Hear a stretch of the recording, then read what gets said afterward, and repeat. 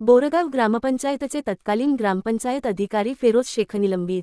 विद्यमान ग्रामपंचायत अधिकारी सत्यभामा बने देखील निलंबित। नवीन पदभार श्रीकांत नागुरे यांच्याकडे। जळकोट प्रतिनिधी।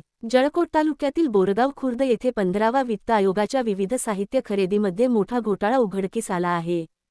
तब्बल 22 लाख रुपयाचा घोटाळा उघडकीस आला आहे।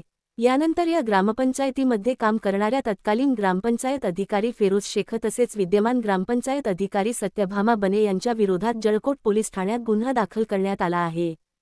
जळकोट तालुक्यातील बोरगाव खुर्द येथे 15वा वित्त आयोगामध्ये विविध साहित्य खरेदीमध्ये मोठा घोटाळा उघडकीस झाल्यानंतर जळकोट येथील गटविकास अधिकारी श्रीमती ऐश्वर्या चितारे यांनी तत्कालीन ग्रामपंचायत अधिकारी फेरोज शेख तसेच विद्यमान ग्रामपंचायत अधिकारी सत्यभामा बने यांना निलंबित केलेले आहे।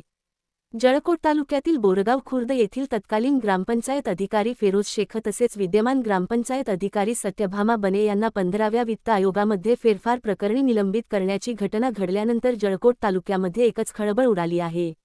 बोरगाव खुर्द येथील विद्यमान ग्रामपंचायत अधिकारी सत्यभामा बने यांना निलंबित केल्यानंतर त्यांच्या जागी ग्रामपंचायत अधिकारी श्रीकांत नागुरे यांची नियुक्ती करण्यात आलेली आहे।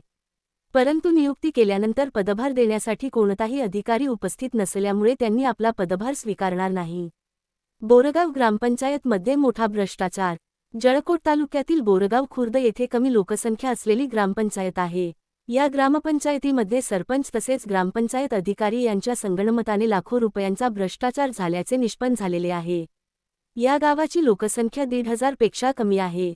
एवढ्या कमी लोकसंख्येच्या गावामध्ये तब्बल 22 लाख रुपयापेक्षा जास्त रकमेचा अपहार झाला आहे।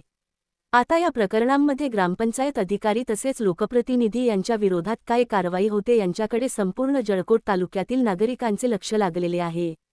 सदरील प्रकरणाचे निपक्षपातीपणे चौकशी करण्याची गरज। जळकोट तालुक्यातील बोरगाव खुर्द ग्रामपंचायतमध्ये मोठा भ्रष्टाचार झाल्याचे उघडकीस आले।